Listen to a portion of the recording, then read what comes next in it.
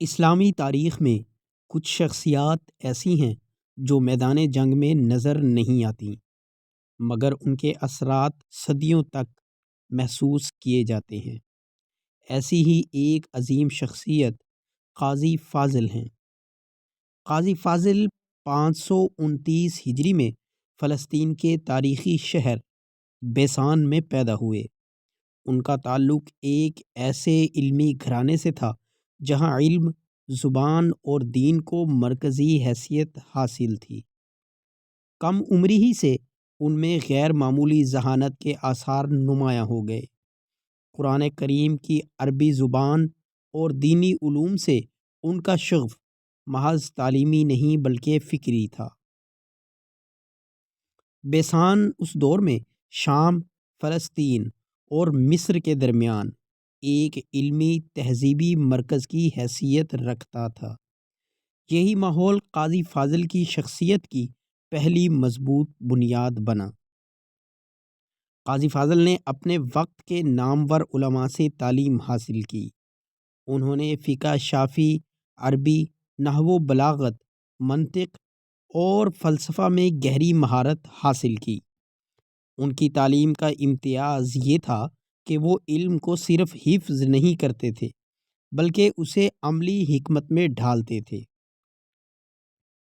جوانی کے عالم میں قاضی فاضل مصر پہنچے، جہاں فاطمی خلافت اپنے زوال کے آخری مراحل میں تھی۔ دربار سازشوں، فرقہ واریت اور کمزور نظم و نسق کا شکار تھا۔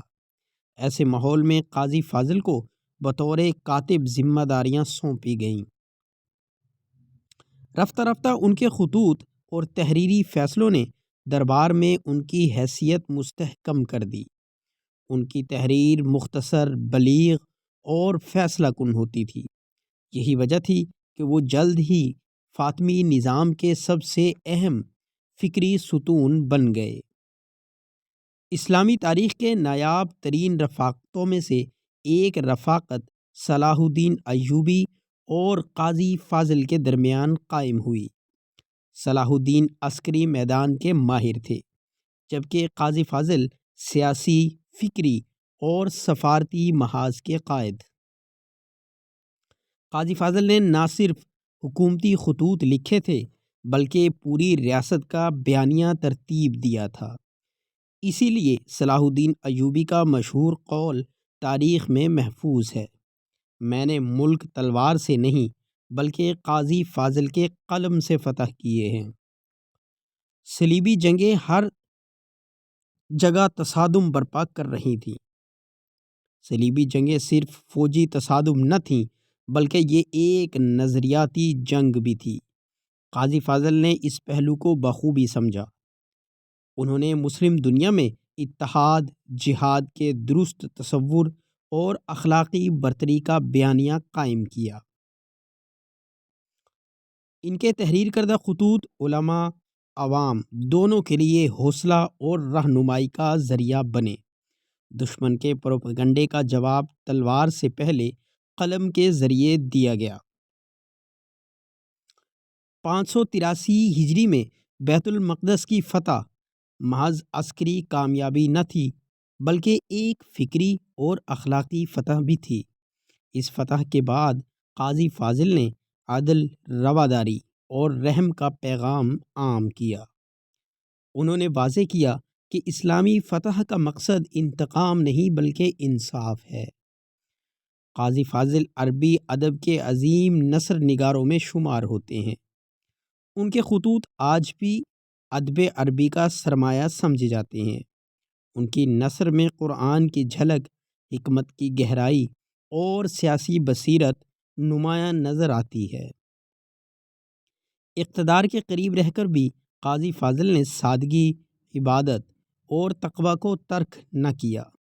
وہ دولت جمع کرنے کے بجائے علم کو صدقہ جاریہ سمجھتے تھے۔ یہی ان کی شخصیت کا سب سے روشن پہلو ہے۔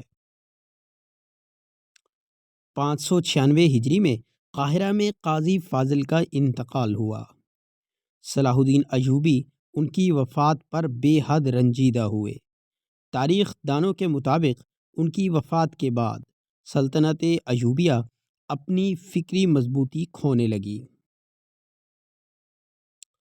قاضی فاضل کی زندگی اس حقیقت کا واضح ثبوت ہے کہ قلم اگر علم، اخلاص اور بصیرت کے ساتھ ہو تو وہ تلوار سے زیادہ طاقتور بن جاتا ہے، اور وہ صرف ایک فرد نہیں بلکہ ایک فکر تھے، اور یہی فکر آج بھی امت مسلمہ کے لیے مشعل راہ ہے۔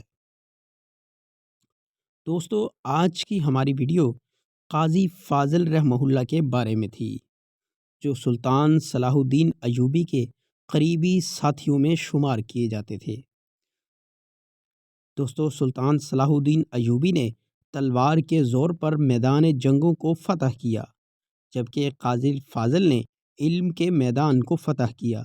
اس امید کے ساتھ کہ آج کی ویڈیو بھی آپ کو پسند آئی ہوگی، چینل کو سبسکرائب کر لیں اور بیل آئیکن کو پریس کر دیں تاکہ ہر نئی آنے والی ویڈیو سب سے پہلے آپ تک پہنچ سکے۔ والسلام۔